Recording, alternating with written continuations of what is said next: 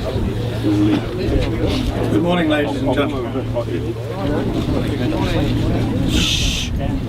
Thank you very much for coming. My name is Martin Allen. I'm the Secretary of the Afray Submarine Memorial Trust, who's organised this event today. And we're here to honour the 71 submariners and 4 Royal Marines that were lost in the accident which involved HMS Afray on the 16th of April 1951, which is 62 years ago exactly today. Quiet. And I hope the weather's going to be kind for us. I organised the sunshine, but I forgot to organise the wind, so I hope it's not going to be too uncomfortable for you, but we'll keep an eye on how it goes, and if it does turn out to be a little bit inclement later on, we've got an exit strategy. We're going to evacuate to the Submarine Museum if it gets really bad, but I hope we can run along and not be too uncomfortable for you, because it is a little bit windy this morning. But thank you very much for coming. I'm going to ask the Reverend Philip Hiscock if he could read the prayer for us this morning, and that will be followed by the act of remembrance, and then I'm going to later on ask Mary Henry to perform the unveiling, which will be around about 10:20, something like that. So, ladies and gentlemen, Reverend Philip Hiscock, thank you. Let us pray. Our Father, hear our prayer to Thee from your humble servants beneath the sea. In the depths of oceans as oft they stray, so far from night, so far from day, we would ask your guiding light to glow, to make their journey safe below. Please oft grant them patient mind, then ere the darkness won't them blind. They seek their protection from their deep. Please grant them peace where'er they sleep. Of their homes and loved ones far away, we ask you care for them each day, until they surface once again to drink the air and feel the rain. We ask your guiding hand to show a safe progression sure and slow. Dear Lord, please hear our prayer to Thee from your humble servants beneath the sea. Amen. I have the tremendous privilege of being able to go into, well, I suppose it's technically my chapel, as I'm officiating chaplain over there at Dolphin as was, Blockhouse as is. The Submariners Chapel is there. It is open every day. It is open 24/7. And the number of people who I find go in there to pray, for the quietness, the calmness. But when I go in, obviously I'm bringing so many other things too, just the same as you bring today.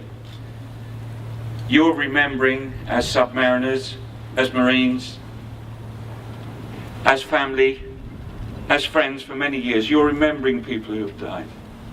You're remembering, caring, still loving, still praying. And that assurance that you have that that place is open and that prayers are being said there for those over all the years who have died and have not reported back yet. It is a duty for us to remember. It is a privilege for us to remember, as we remember and commend them to God. Would you stand, please, as we come into our act of remembrance? So let us remember before God and commend to his sure keeping those who have died for their country in peace and war, those whom we knew and whose memory we treasure, for all who have lived and died in the service of mankind.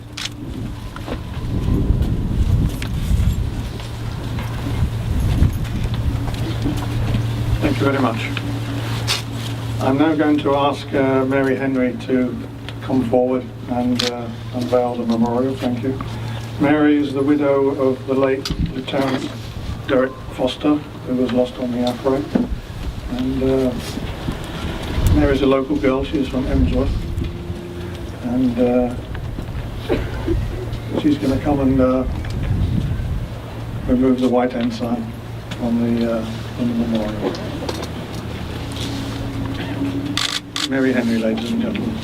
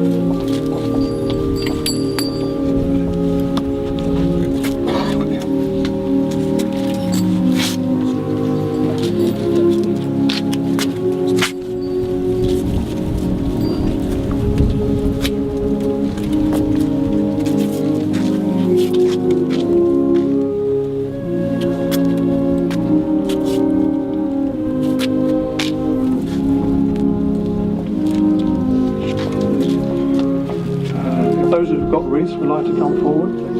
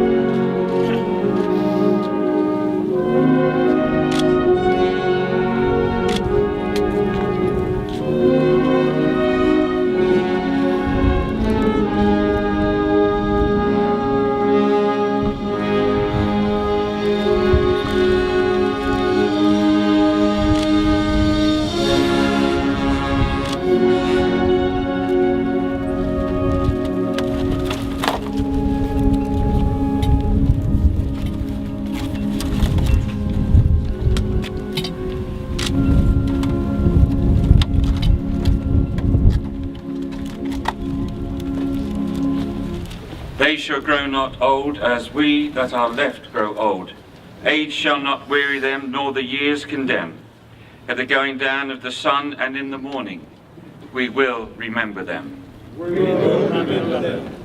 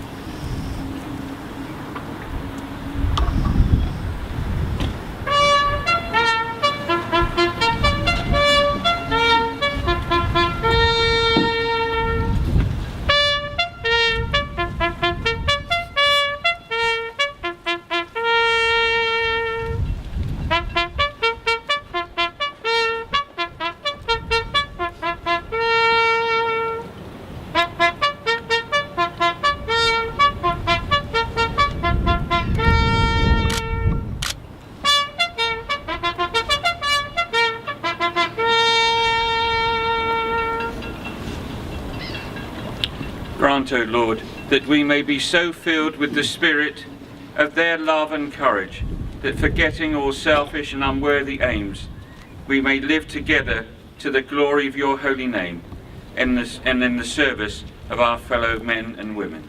We ask this through Jesus Christ our Lord. Amen. Amen. Order, standards. Thank you very much. If you'd all like to be seated now, please. Thank you.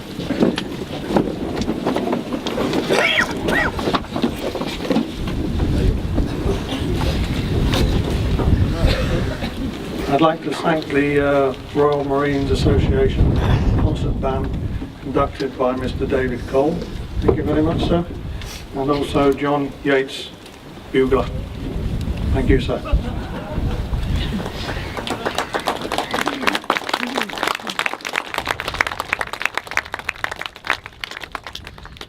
The weather seems to be holding out. I'm getting a sunburn on the back of my neck now.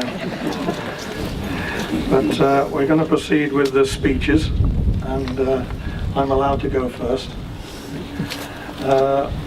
My involvement with the AFRE is that my father did serve on the submarine. He was a leading electrician's mate, but as part of his training they were circulated around other classes of submarine, and a few weeks before the accident he was transferred away onto another boat, HM Submarine Sportsman.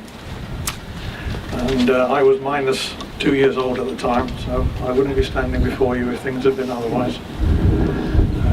So that's my involvement, but there are relatives here today who have got obviously different stories, and it's very nice to be able to see you all again today. Last year we did unveil a very similar memorial to this one in Alderney in the Channel Islands, which is just the nearest landfall to Herd Deep, which is where the AFRE now lies, and that was a very moving ceremony. This one is no different, but it's more poignant that Gosport is the ancestral home of the submarine service, and it's really nice to be here today with HMS Dolphin, which is over to our left, Fort Blockhouse as it's now called. You can just see the submarine escape tower over to the right, looks like a block of flats without any windows. That's the practice tower where the submariners would practice on escaping from submarines. And behind me is where the submarines would be berthed. So this is where the AFRE left on our last voyage. So we've got some connectivity now. We've got a memorial at both ends of their last journey. It's taken 62 years to get where we are today, with some dedicated memorials specifically acknowledging the loss of the AFRE. The Submarine Museum, which is just round the corner from here, they have HMS Alliance on display, which is a sister submarine to the AFRE, and there is a garden of remembrance there. The AFRE is acknowledged, that must be said, but it was still nice to have a dedicated memorial, so we've struggled now to get 2 memorials, which is probably more than sufficient. I don't know of another submarine that's got more than one. So we've gone from having none at all to having 2. So by way of atonement, that I think settles the matter finally. And it's nice to see some recognition in the names that are listed here. 71 submariners and 4 Marines with a permanent memorial. And I must express my gratitude to the Borough of Gosport Mayor and councillors who are with us today, and to Hampshire County Council, who granted us all the consents that were necessary to get the work done, and we were able very speedily to get it through all the due processes that were necessary, including the planning permission and everything else that goes with it. We were a little bit delayed by the bad weather that we'd got, because when it's very, very cold you can't pour concrete or that sort of thing. This memorial weighs 6 tons, by the way, so it's got a massive concrete, you wouldn't know it, but it's got a massive concrete foundation under here where I'm standing, so that took a bit of doing. We didn't leave any marks, did we? So looks like it's always been here. The memorial, the plaque itself is bronze, and the stone is Portuguese grey granite. And we hope it's an enduring and permanent memory to those that are lost. And to the crew of the AFRAI, I'll say, I'm sorry you had to wait 61 years to see it happen. Thank you.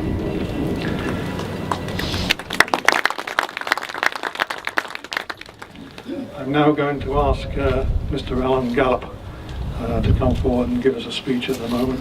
Alan is the author of a book that's well known to us called Subsmash, which is the Navy code word for a submarine accident, and it's the story about the AFRAI and assumptions about the accident and what happened.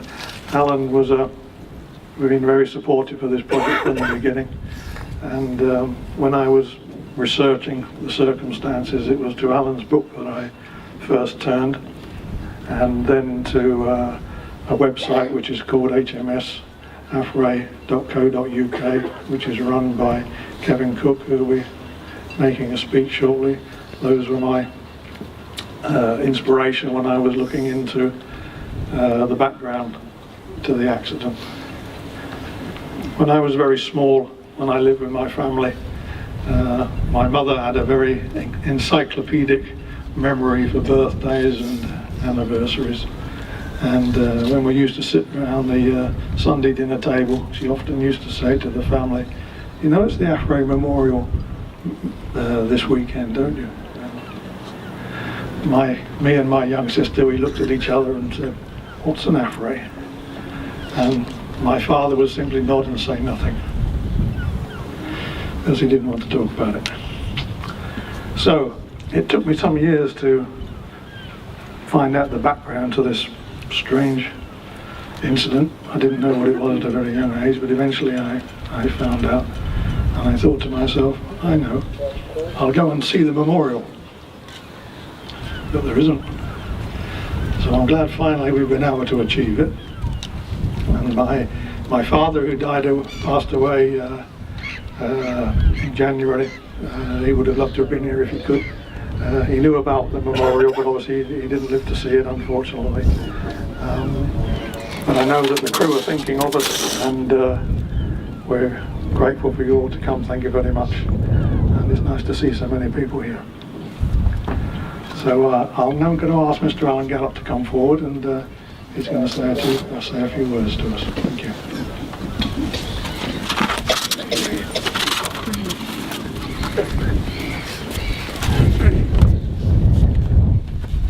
Thank you, Martin, thank you, and it's very good to be with you today, it really is. And I want to thank Martin for asking me. I wasn't able to get over to Alderney last year.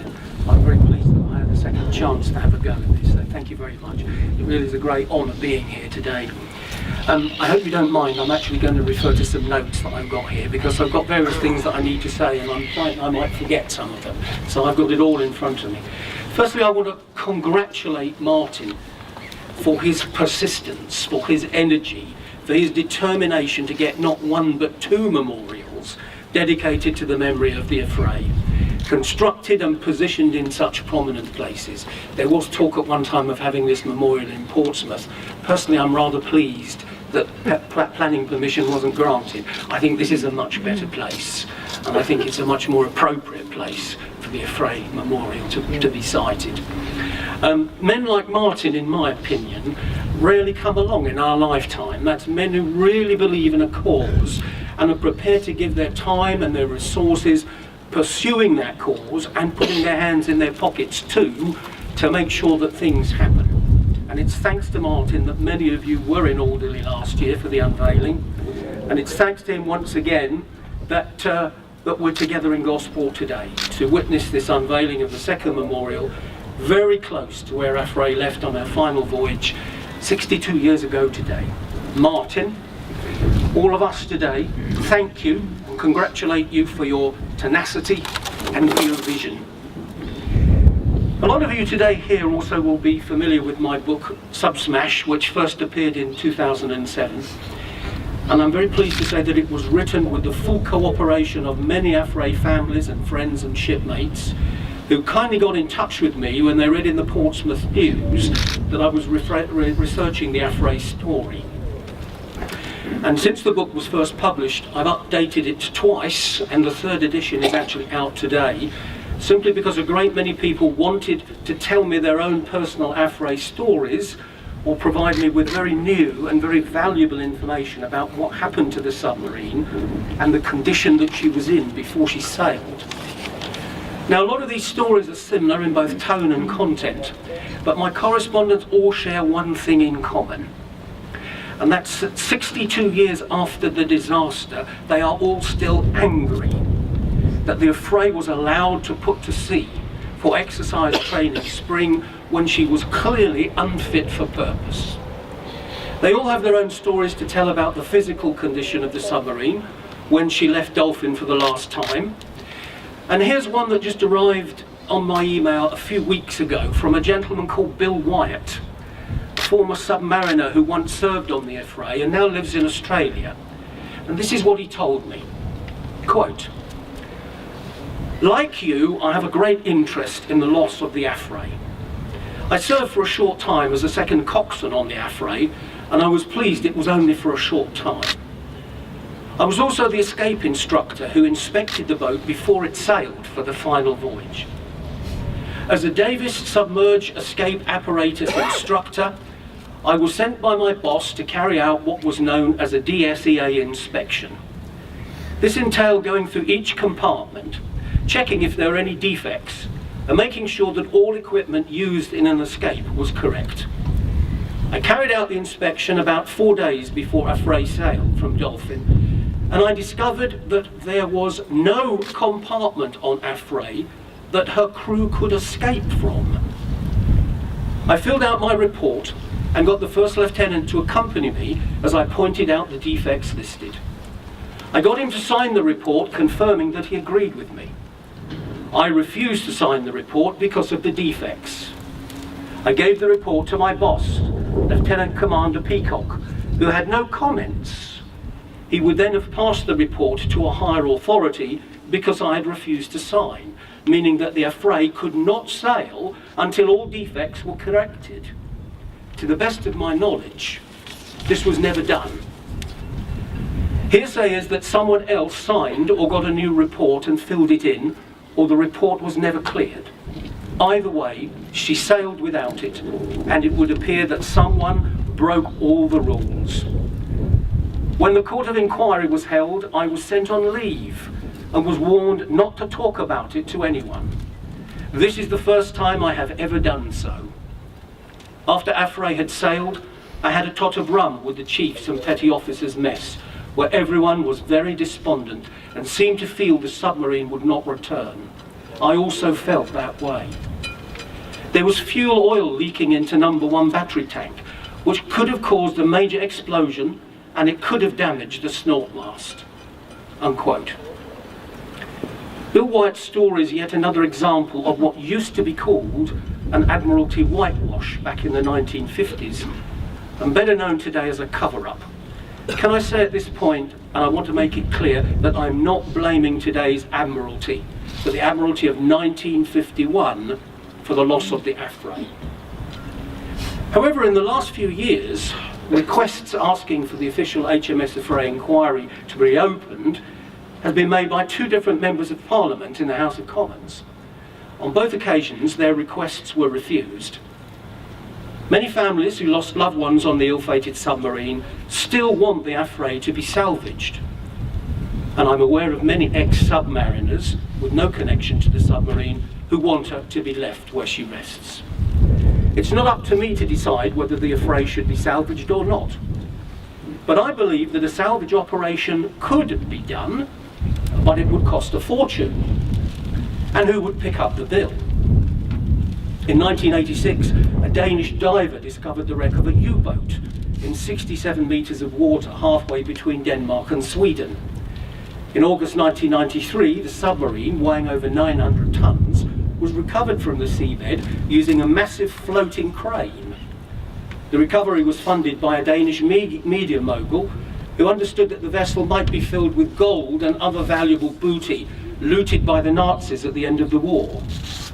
No such treasure was discovered. HMS Affray is now, of course, an official war grave and cannot legally be touched. Although if the Admiralty or the Ministry of Defence were sufficiently interested in salvaging the submarine to really find out what happened to her, they could easily do so. But they're probably afraid of the expense, just as they were back in 1951, when a once top-secret document I discovered, and now declassified, revealed that the cost of salvaging the submarine far outweighed the cost of selling her on for scrap. There was no mention of the bodies that lay on that submarine. HMS Affray is considerably shorter and lighter than that U-boat. But if a major media campaign were to be launched here, pressure could be put on the government to raise her if enough people supported the idea. But many will also be against it.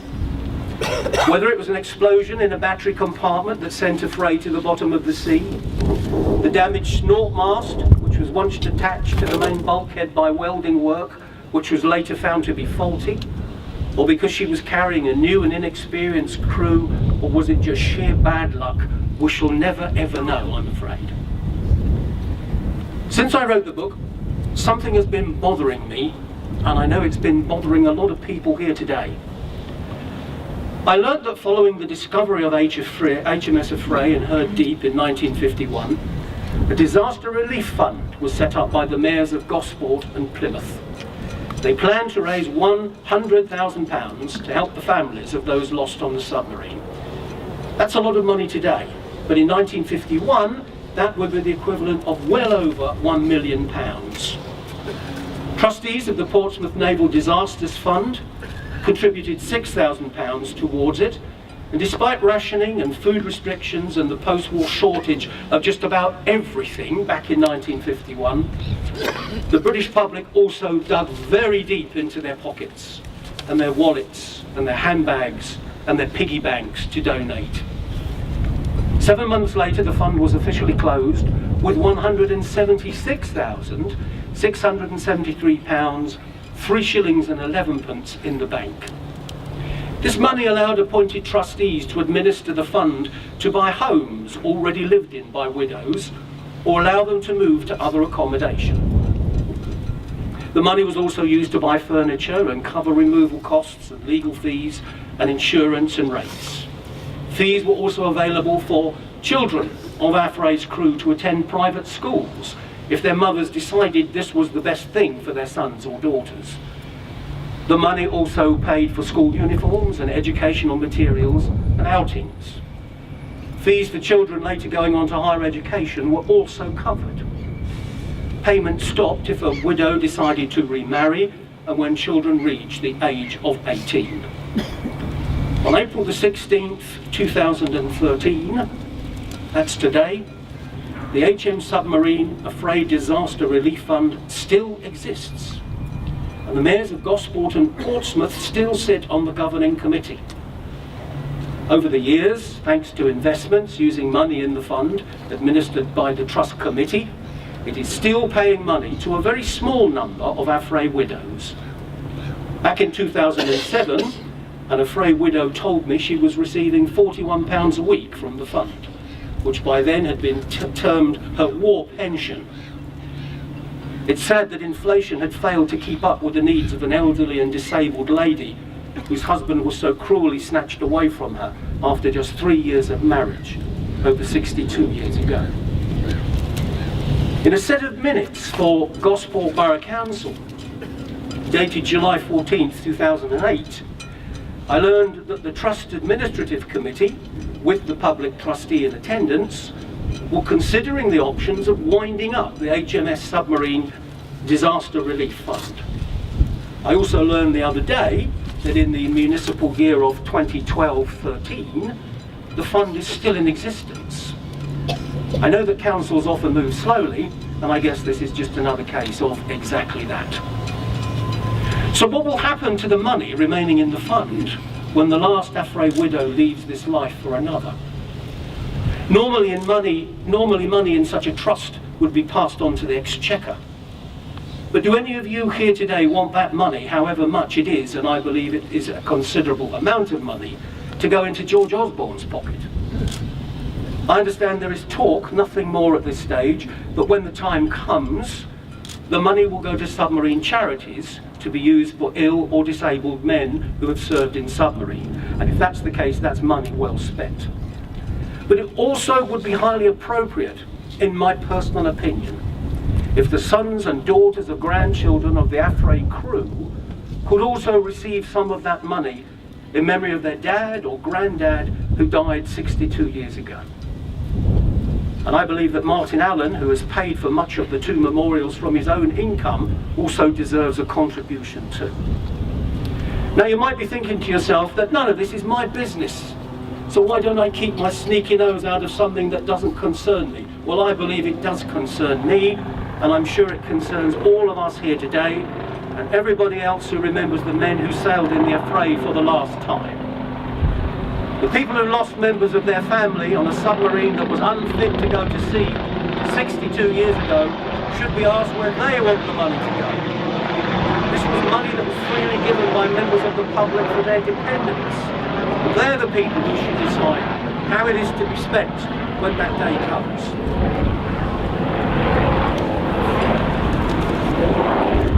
And while the Affray story moves onwards into another year, 75 brave men still lay at rest in their iron coffin at the bottom of the sea.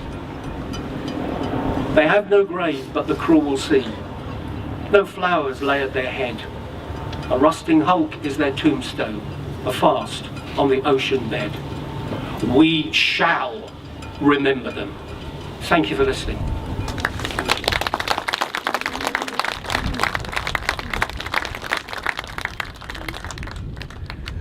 Thank you very much, Alan, and thank you for inspiring me with your book to do something about remembering the men of the Affray. I'm now going to ask Kevin Cook to come to the microphone, please.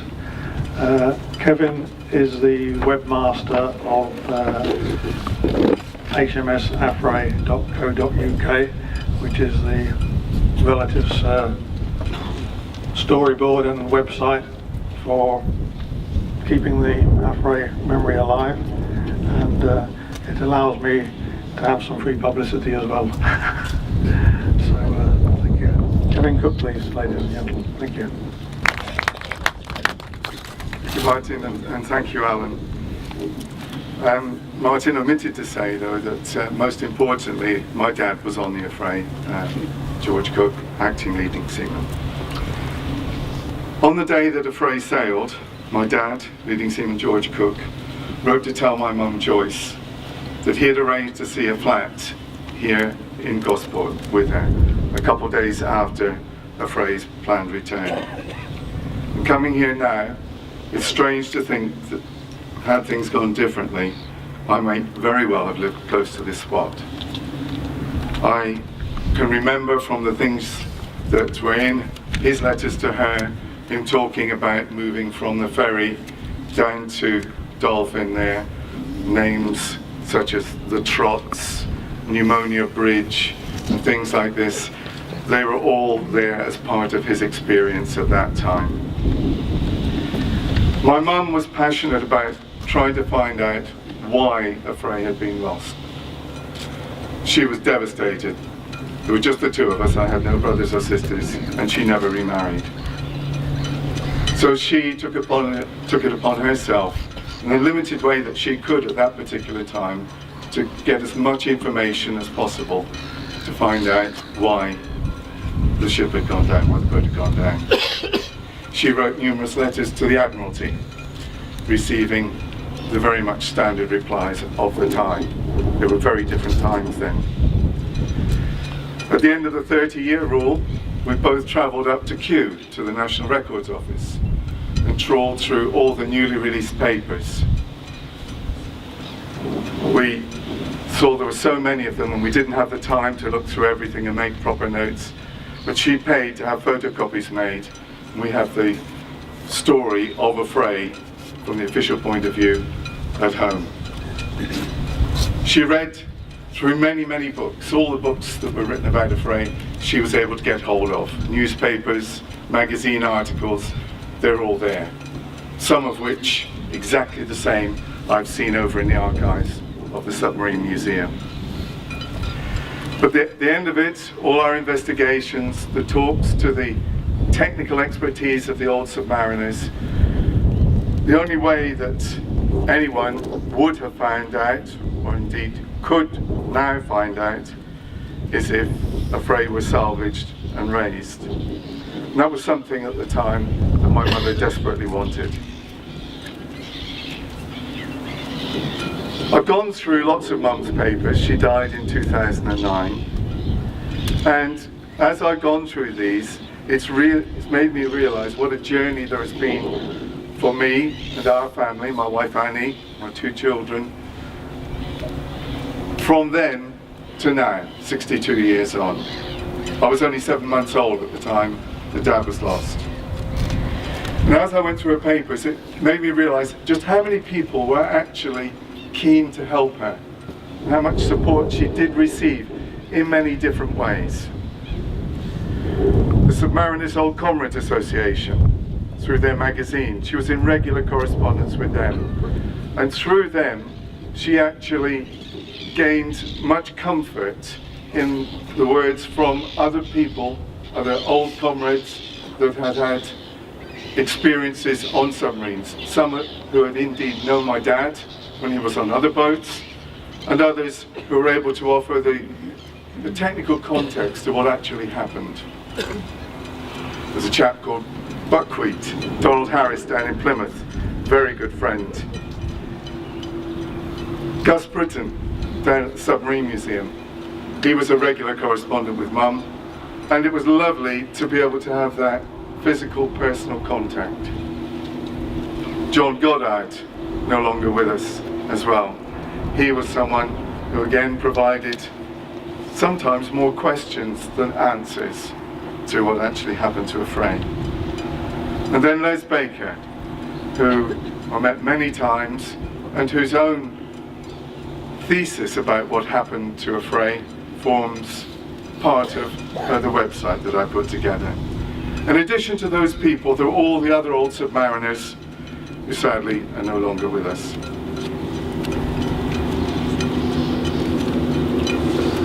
I normally don't put notes together, I'm afraid, but I did on this occasion.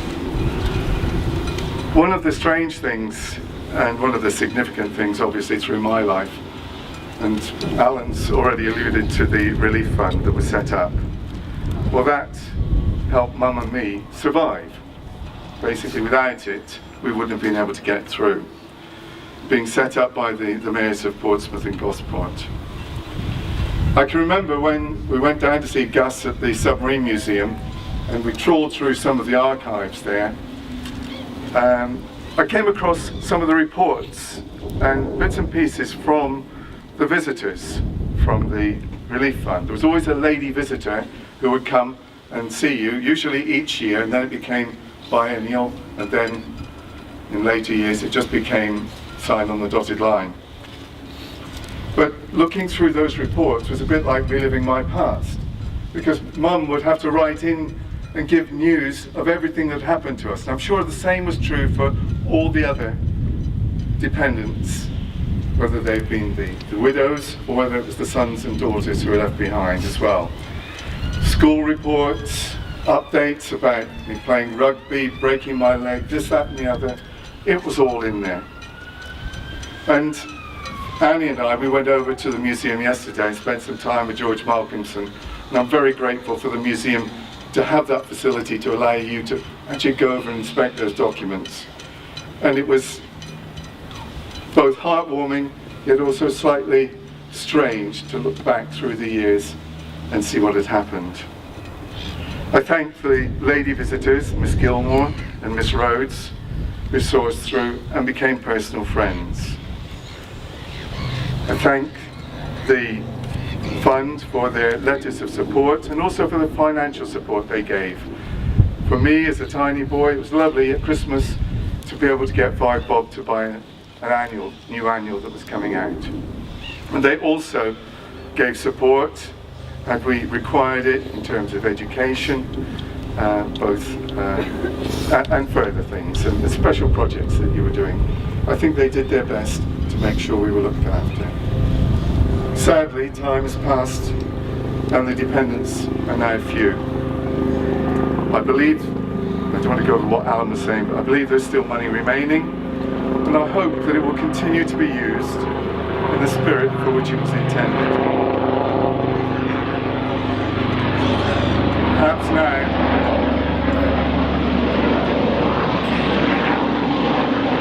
now, sadly, that money will be used, needs to be used to support even nursing home costs. But my experience through the relief fund, and my mum's experience, was personally good. I hope that any residue is not allowed to disappear into some general nondescript pot. Relatives and comrades of the crew of the Fray have also played a large part in the story up till now, my own personal story. Martin's been a revelation. His crusade has been great. It's brought us all back together at a time that we needed to be together. And the fact that he put it there because his dad was one of the former crew members of the Fray just makes it that much more special. The time we spent on Alderney last year, I went with my son James, was very special. And our trip out to Herd Deep on the boat, as we came to the actual spot and were able to look on the sonar and see the outline of a Fray there, was something I will never forget. It was at that point that we quietly slipped Mum's ashes over the side. Meeting with other relatives that I've come to know as friends has been a mixed joy, because it's tinged with the sadness of the event of our shared experiences. Jenny Faulkner from Arran, Jill, Kevin, and all the others that are here today. We are grateful for this opportunity to be able to remember our mums and dads. In some cases, it's brothers who are lost. And I will be eternally grateful to Martin for that, and for all the other people who've made it possible. The members of the British Legion, the old comrades who are here. It makes it special. I've done my little bit in trying to preserve the personal memories through the website.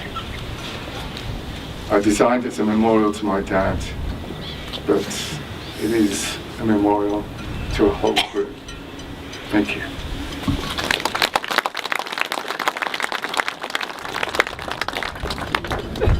Thank you very much, Kevin. Thanks for a nice speech, and thanks once again for all the free publicity you've given me over the years for this project. I'd now like to ask the Mayor of Gosport to come to the microphone.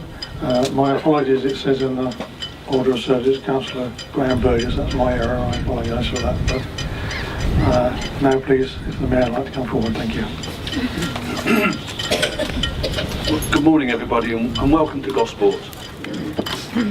62 years ago today, HMS Fray sailed from Gosport on a training mission which was expected to last 7 days. She never returned. To this day, the cause of her demise is not known. She lies 17 miles off Alderney, and HMS Fray is a dedicated war grave. No one can visit her without special permission from the Ministry of Defence.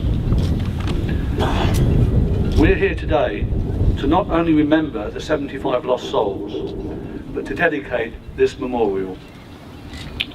A finer location could not be found. HMS Fray sailed from HMS Dolphin.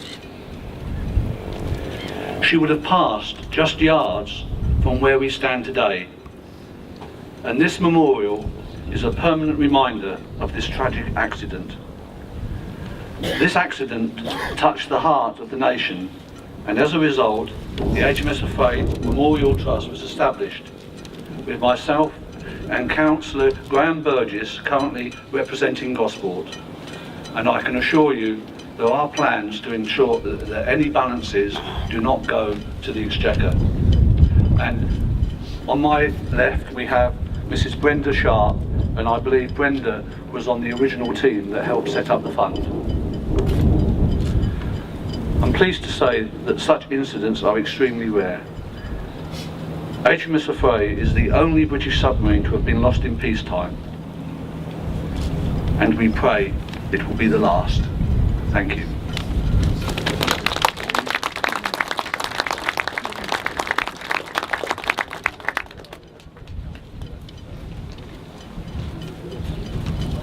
Reverend Philip Hiscock again, thank you. Would you stand, please, as we ask God's blessing and remember the crew and the families as well. God grant to the living grace, to the departed rest, to the Church, the Queen, the Commonwealth, and all mankind peace and concord, and to us and all his servants life everlasting. And the blessing of God Almighty, Father, Son, and Holy Spirit, be with you and remain with you and all you love, now and always. Amen. Amen. Thank you very much. Please be seated. Thank you.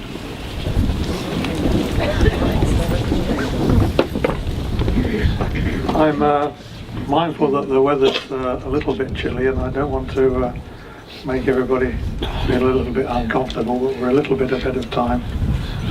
But I want to bring the event to a conclusion if I can, then it is getting a bit chilly. Rain is expected later on this afternoon, so hopefully we can vacate before then. I just wanted to mention some administrative matters. For those that want to go over to the Submarine Museum, it's a little bit too far to walk perhaps. There is a coach organised which is going to leave from the bus station, which is just behind this building, and it will be doing several trips over to the museum for anybody that wants to go on it. There will be refreshments organised in the cafe there, and if you want to go and see HMS Alliance, which as I said is the only surviving A-class submarine and sister boat to the Affray, there is a discount of 25% on admission costs for anybody from the Affray Memorial celebrations today. And I also want to say finally again, thank you for everybody that's helped on the project, including Gosport Borough Council and Hampshire County Council, to our architects, RBA architects in Portsmouth, who obtained all the planning permission for us and all the designs that were necessary, to PMC Contractors, who were the groundwork company that did all the excavations, Vordin stonemasons who made the plaque itself and the stone, and our accountants, Alderney Trustees Limited, who handle all the money side of things. Some of us are in fact leaving this afternoon. We're going to fly over to Alderney tonight for a small memorial service at the other memorial. We're going to lay some wreaths at the stone tomorrow, and then later on in the afternoon we're going out to Herd Deep. We've chartered a boat to go out to the wreck site. As the Mayor mentioned earlier, you need permission for this because it's a protected wreck, and even being stationary over the position is technically an offence, so I hope that will be forgiven. And we'll be laying wreaths on the water. That's only the second time since 1951 that the relatives have had an opportunity to visit the wreck site and pay their respects to their loved ones. The Royal Navy did organise a trip in 1951 using a submarine, HMS Alderney in fact, another A-class, but the relatives weren't invited because it was unsafe for them to go on a submarine. They did send flowers, but there's never been an organised visit to the wreck site for the relatives until I arranged that last year. That's the first time it had ever happened. And we found some relatives that we weren't aware of since last year, and we've got some new friends here today with us, so we're keeping the memory alive. And as I say, we're going out to the wreck site again tomorrow. Because the accident happened at night, and we don't know which side of midnight it was, so we acknowledge both days, the 16th and the 17th, as being relevant, so it gives us an opportunity to have a double recognition. Next year we're going to the National Arboretum in Alwas, Staffordshire, where the Wall of Remembrance is, and the AFRE and their crew are mentioned there. So I think, having had 2 memorials now, I'm going to retire from the memorial unveiling business, and we're going to be acknowledging somebody else's memorial, so we will be going next year, as I say, to the National Arboretum, and then we'll have a short service there. So I will be organising that, but at least we haven't actually got to build it, it's already there. Thank you very much for coming, and I hope you've enjoyed it. I hope it's beneficial to everybody who's had this opportunity. Thank you all very much. If you feel you need to make a donation or anything, I'm going to close the barriers off so you can't escape. But come and see me later on if you've got anything to tell me. I've also got, for anybody I've missed off the list, I've got some spare copies of the DVD that was made last year on Alderney and out to her deep. We got a useful BBC reporter that actually lives on Alderney, and he did us proud with an excellent semi-documentary that he produced, and I do have some spare copies of that DVD for if anybody I missed off the list who would like a copy. We've also got professional cameramen, as you can see here today, who are recording this event, and David Earl again is going to do the same thing on Alderney tomorrow, so I will be producing another DVD, and that will go out to everybody. If I've all got your postal addresses, you will be getting one, I do promise you. This is just my way of saying thank you. Is at no cost particularly, but I'm happy to oblige. So if anybody wants to get in touch and say I haven't got one, or can you send me one, whatever. I've got some spare ones, as I say, from last year. I've got those with me today if anybody wants one. And I hope everybody's got a programme, or if you want a spare one to give to someone that's not here today, I've got a few spares available. And I think that's about it, I think, unless we want to linger here and chit-chat and talk about the old days, we can do, but I'm mindful that it's getting a bit chilly, and I don't want anyone to come and complain to me later that, oh, I caught the flu, or I caught a cold because you were talking too much. So thanks again for once and for everybody for coming. Thank you to the branches of the Submariners Association from Gosport and Portsmouth and Plymouth and Sussex who are here today. To the Royal Marines Special Boat Service Association. Those are the gentlemen in the green caps over there. Those were the 4 crew members who were on a training exercise. So we acknowledge the Royal Marines here today, as well as the Submariners. And also to the British Legion who are here today, and thank you very much. And thanks again to everybody who helped with the publicity, Alan Gallop and Kevin Cook particularly, and all the relatives who've come from far away. Jenny Faulkner has come from the Isle of Arran, I think is the record holder for the greatest distance travelled today.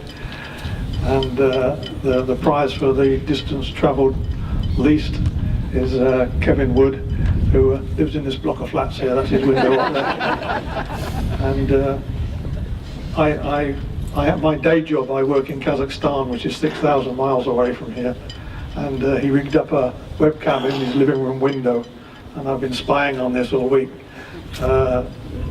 supervising the construction work from 6,000 miles away using a webcam in his living room. But, thank you all again very much for coming, and maybe I'll see some of you later on. If you want to hop on the coach that's over in the bus car park, we can go over to the Submarine Museum for those that want to have a look. There are some refreshments organised over there, but I'll leave you to all make your own way home, and thanks very much to everybody, and thanks for all the kind words from people today. I'm happy to oblige. It's a bit of a labour of love, I have to say. And My wife's got her housekeeping money back now, so that's all right. So I'm in the good books. And the BBC were here earlier today. BBC South is going to be on the news tonight at 6 o'clock. So set your DVDs.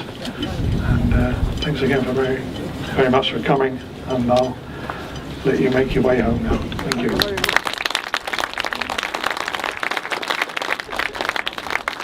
Well, I think it's absolutely fantastic that we are here in Gosport remembering HMS Affray, its crew and those brave young men who sailed from Gosport and who never returned. And what we couldn't have a finer place for a memorial to HMS Affray. It sailed right there, sailed from there, never to return. And it took 62 years, but so important that we're here to remember these wonderful submariners. Welcome up from Plymouth, all the boys like and that. So it's been a bit chilly here, but we're glad we've been here and paid his respects, It was lovely, it was moving, it was touching. It affected everybody. My wife, whose brother was one of the crew, and just knowing something, having never been told officially. So yes, as ex-Navy, it must be kept alive. It was lovely. The rain held off. A little bit windy this morning, but very nice. I'm glad it's all done. It's taken more than a year because I already started planning this one before I'd even finished the first memorial. So it's taken about 18 months to get to this stage, but I'm very glad it all went well. And construction was all done in less than a week. Local council were very helpful with getting through all the red tape. So I'm glad today. It's got some closure now for the relatives. Now they've got a public recognition that they deserve, and I'm very glad that we found a nice place for the memorial, very close to HMS Dolphin, which is their spiritual home.